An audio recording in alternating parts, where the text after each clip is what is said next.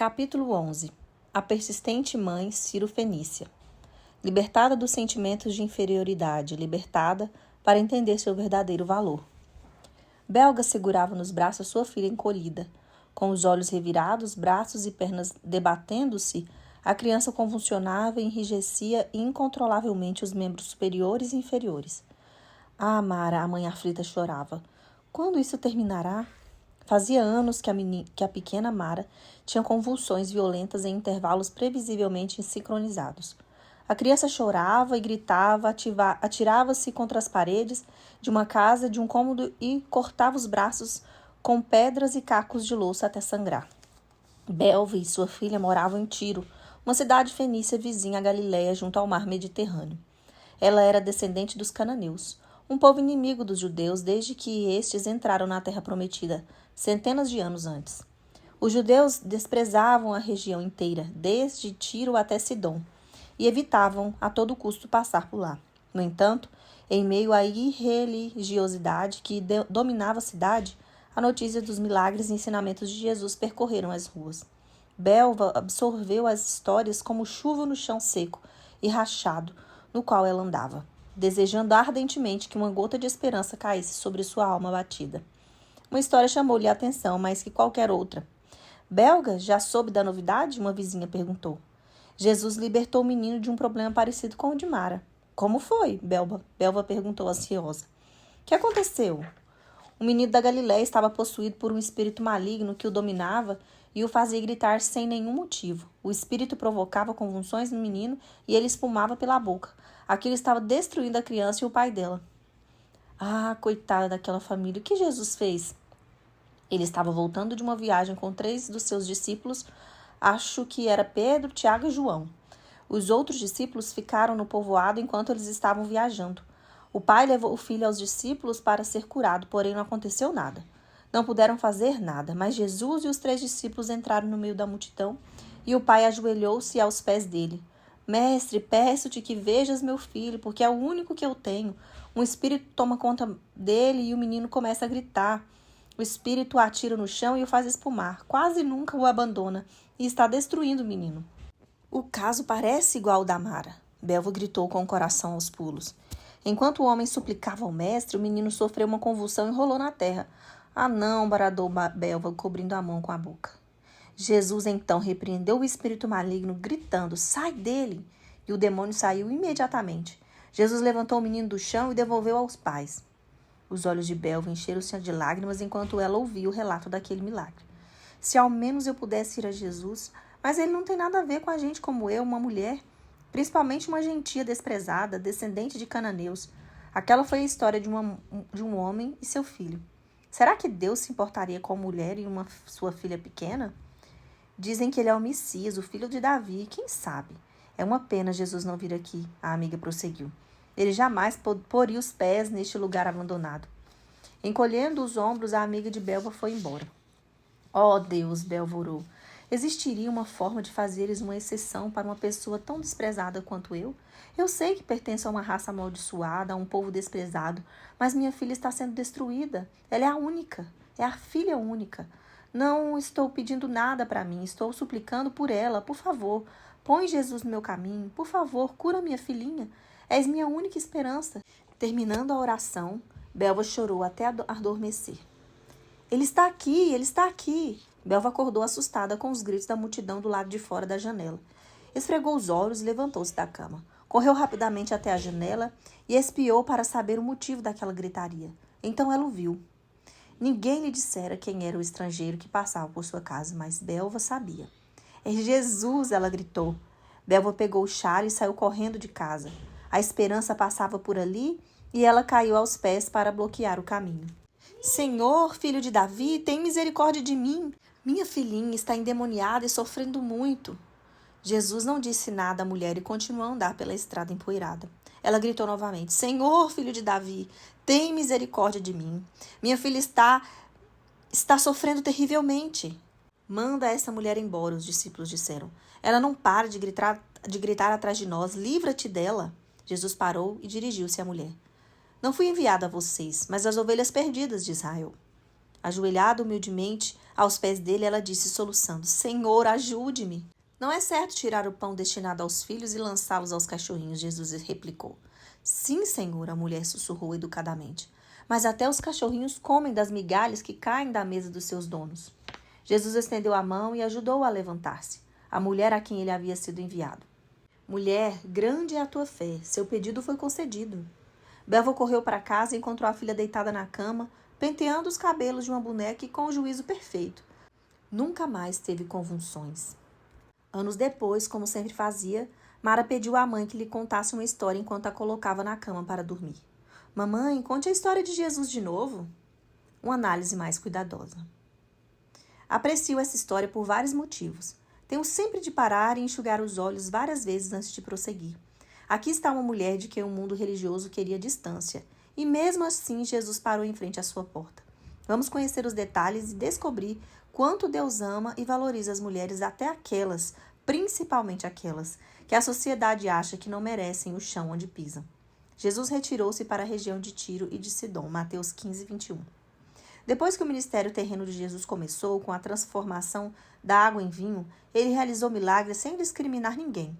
Poucos dias antes do encontro com a mulher Ciro-Fenícia, ele alimentara 5.000 homens, além de mulheres e crianças, com 5 pães e 2 peixinhos. À noite, enquanto os discípulos lutavam para não afundar durante uma tempestade violenta no mar da Galileia, Jesus desafiou a natureza e andou sobre as águas para acalmar o coração assustado dos discípulos e o mar turbulento.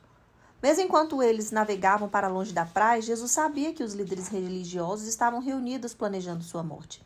Jesus precisou afastar-se do burburinho para poder respirar um pouco. Pelo menos foi o que os discípulos imaginaram, mas em vez de ir a um lugar sossegado para descansar ou ir à casa de Maria e Marta para fazer uma boa refeição, Jesus dirigiu-se à cidade de Tiro, a quase 50 quilômetros de distância. Viajou vários dias a pé por terrenos acidentados e pedregosos. Mateus usou a palavra retirou-se. Jesus retirou-se para a região de Tiro e Sidom. Ele não se afastou apenas, retirou-se para ficar sozinho, para ficar longe das multidões. Tenho certeza de que os discípulos não entenderam aquele novo itinerário. Se Samaria é um lugar que não presta, imagine ir a Tiro, a terra idólatra dos malditos cananeus. O que ele estava pensando? Tiro era uma cidade comercial cuja localização litorânea proporcionava fácil acesso ao comércio exterior. Porém, o comércio farto atraiu uma fartura de ídolos. Tiro e Sidom tornaram-se centro de adoração a Baal e Astarote, onde a prostituição e o sacrifício humano eram rotineiros. Por que Jesus quer ir até lá? Eles devem ter pensado. Jesus já havia dito que viera para curar os enfermos que necessitavam de médicos, Mateus 9:12. E aquele era exatamente o lugar onde um médico iria. Mateus relata: Jesus saiu daquele lugar e foi para os arredores de Tiro e Sidom. Entrou numa casa e não queria que ninguém a soubesse. 7:24. Mas não era possível guardar um segredo como aquele. Jesus estava na cidade. Uma mulher cananeia, natural dali, veio a ele gritando: Senhor, filho de Davi, tem misericórdia de mim. Minha filha está endemoniada e está sofrendo muito. Mateus 15:22. Mateus a denomina cananeia. Aparentemente, ela não conseguia esquecer que aquela mulher pertencia a uma raça iníqua dos judeus havia muito tempo. Marcos simplesmente refere-se a ela como grega, de origem cirofenícia 7:26. De qualquer forma, ela era gentia. Não notou que não havia a mínima dose de orgulho no pedido daquela mulher? Ela não se importou com o que os outros poderiam pensar. Estava suplicando pela vida da sua filha. Pela maneira como o cumprimentou, temos uma indicação de que ela acreditava que Jesus era o Messias. Filho de Davi era uma expressão associada à vinda do Messias e ela se dirigiu a ele dessa forma. Você não acha que ele se arriscou a aproximar-se de um homem público? Não acha que ela correu um grande risco ao pendurar-se no galho fino da coragem? Veja bem, era quase possível ouvir o galho estalando e jogando-a no chão, mas ela não se importou. Não havia nada que não pudesse fazer pela filha. Ela era uma mulher corajosa e arrojada, e ser ridicularizada em público não fazia nenhuma diferença. Mas Jesus não lhe respondeu palavra.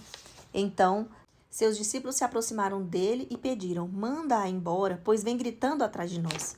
Mateus 15:23. Você fica aborrecida por Jesus não ter respondido a ela imediatamente? O silêncio dele faz seu coração estremecer? Admito que quando leio a cena, prendo a respiração diante da reação inicial de Jesus.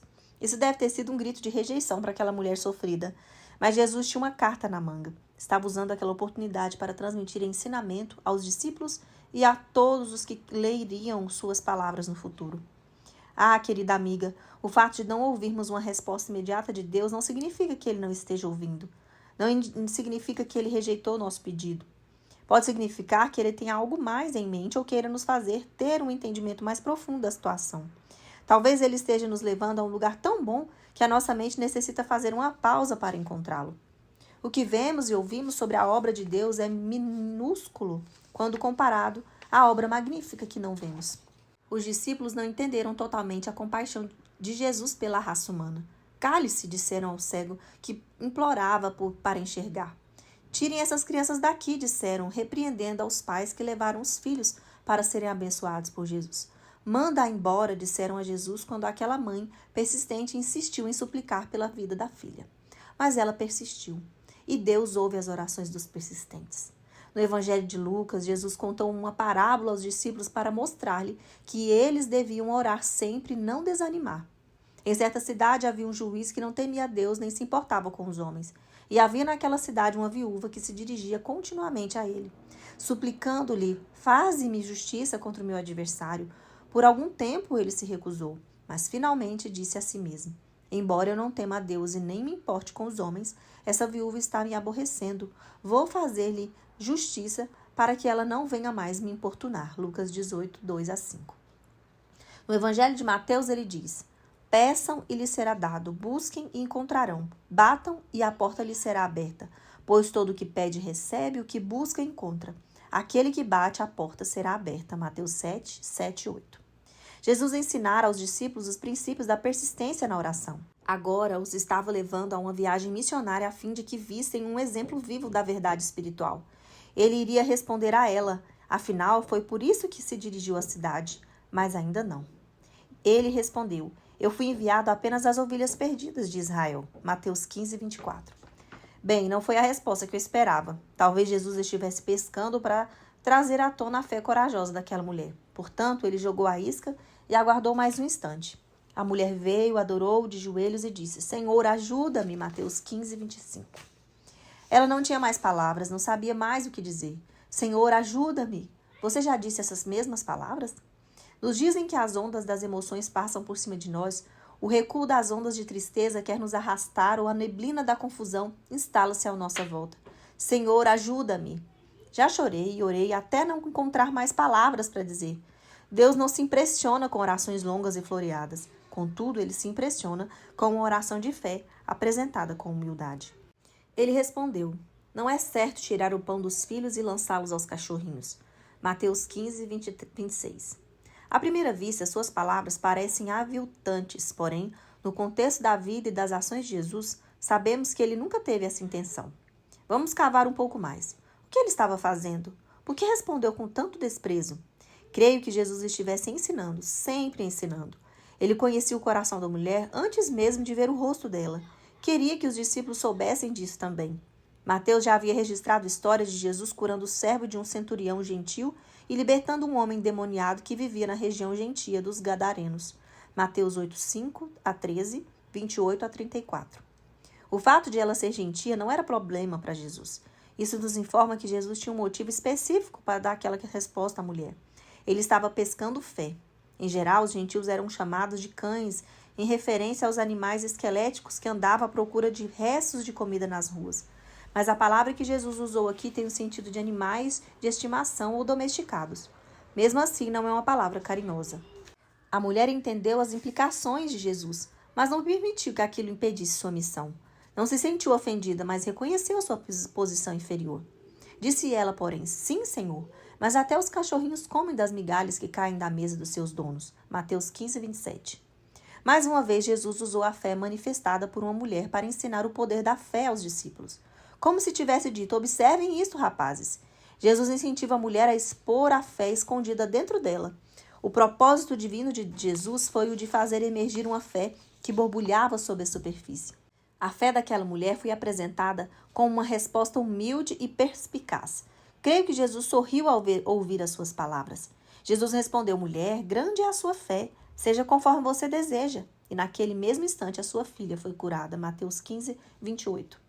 Aprecio o modo como o Eugene Peterson parafaseia as palavras de Jesus à nossa irmã Cirofenícia. Ah, mulher, sua fé é impressionante, pois o que você deseja acontecerá. Naquele momento, a filha dela ficou boa. Somente 2 pessoas no Evangelho de Mateus são elogiadas por sua grande fé. O centurião que pediu a Jesus que curasse seu servo, conforme registrado no versículo 10 do capítulo 8, e a mulher cananeia em Tiro. Ambos foram a Jesus em nome de alguém a quem amava muito. Ambos eram gentios que creram no Messias judeu que veio para todos. Libertada dos sentimentos de inferioridade. Você acha que aquela mulher pegou Jesus desprevenido? Que ela o surpreendeu com a sua persistência?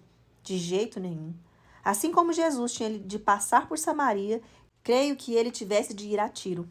Veja bem, aquela mulher estava lá. Uma mulher que clamara a Deus pela vida da filha. E no calendário do reino de Deus, escrito na agenda celestial de Jesus, havia o nome dela. Não sabemos seu nome, simplesmente atribuí-lhe um nome para que pudéssemos vê-la com os olhos da mente. Mas o detalhe é este: Jesus sabia o nome dela. Jesus sabia o endereço dela. Jesus sabia quais eram as necessidades dela. E minha irmã, ele também sabe o seu nome, seu endereço e suas necessidades. Não importa o que você pensa de si mesma, Jesus acha que vale a pena viajar para estar com você. A mulher cirofenícia poderia não ter ido a Jesus, mas ele poderia ir a ela. E ele foi. Nem Mateus nem Marcos mencionaram nenhuma outra atividade ocorrida em Tiro. Pelo que sabemos, Jesus não teve contato com nenhum dos habitantes daquela cidade, nem realizou outros milagres ali. Será que Jesus passou por toda aquela agitação só para acudir uma mulher e sua filha? Pode apostar que sim. Isso prova como as filhas de Deus são importantes para ele. Depois daquele encontro, Jesus saiu dali e foi para a beira do mar da Galileia, Mateus 15, 29. Sua missão estava concluída. Às vezes ele envia uma de suas ovelhas para ministrar a nós. Talvez o encontro seja tão inesperado e tão complicado que sabemos que só pode ter acontecido por ordem divina. Hertha passou por essa experiência na vida.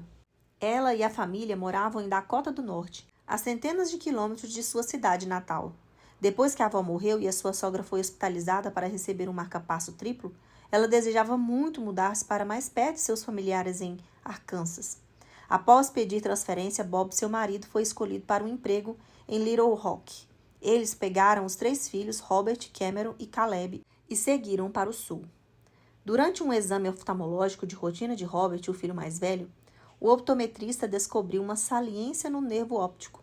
Robert foi enviado a um oftalmologista no Salem Memorial Hospital para uma avaliação mais detalhada. Uma tomografia computadorizada revelou que Robert, aos 15 anos de idade, tinha um tumor no cérebro. Os pais foram instruídos a levar Robert ao Kansas Children's Hospital. O Dr. Burson, um dos neurologistas, estava à espera dele. Uma ressonância magnética revelou que, aparentemente, o tumor tinha tentáculos envoltos no tronco encefálico e precisava ser removido imediatamente. Se os tentáculos estivessem entrelaçados naquela região, Robert corria o risco de não andar nem falar após a cirurgia. O médico garantiu aos pais aflitos que faria o possível para remover o tumor sem prejudicar o tronco encefálico, mas o risco existia. Os amigos e os parentes reuniram-se em volta daquela pequena família para dar apoio e orar. Um homem que trabalhava com Hert no Family Life Today foi um grande incentivador. Sandy havia sido diagnosticado com um tumor cerebral alguns anos antes. Hert explicou. Ele veio para animar Robert naquela noite no hospital. Foi muito encorajador ver um homem que havia sido submetido a uma cirurgia cerebral andando e conversando normalmente. O Senhor usou Sandy e sua história para encher nosso coração de muita esperança. Em seguida, outra onda de esperança chegou via e-mail. O filho de uma mulher que trabalhava com Hert também teve um tumor cerebral removido pelo mesmo cirurgião que removeria o de Robert. O Dr. Burson estudou com um dos melhores neurocirurgiões do país, ela contou, e ele também é seguidor de Cristo. Na manhã seguinte, Robert foi levado à sala de cirurgia. Horas depois, o médico, sorridente, contou que o tumor havia sido removido com sucesso e os tentáculos não estavam envoltos no tronco encefálico, ao contrário do que a ressonância magnética parecia indicar. Deus orquestrou a mudança da família Molden de Dakota do Norte para o Kansas no momento certo. Eles sabiam onde o tumor estava escondido. Sabiam onde um dos melhores neurocirurgiões do país exercia sua profissão. Não foi nenhuma coincidência, mas um incidente planejado por Deus. No início, eles atravessaram o país para estar mais perto dos familiares, mas na realidade foi que Deus os levou para lá a fim de cuidar de um dos seus maiores tesouros, Robert, o filho do casal. Será que Deus faria isso só para uma família em Little Rock, Kansas? Claro que não. Não há filhos insignificantes na família de Deus. Alguém disse certa vez: se Deus tivesse uma carteira, sua fotografia estaria lá. Cada um de nós é muito importante para o pai que se preocupa conosco como se fôssemos seu filho único ou filha. Se você já se sentiu insignificante em seu pequeno mundo, saiba que a verdade é esta: você é um tesouro para Deus, minha amiga. Você é importante para Ele.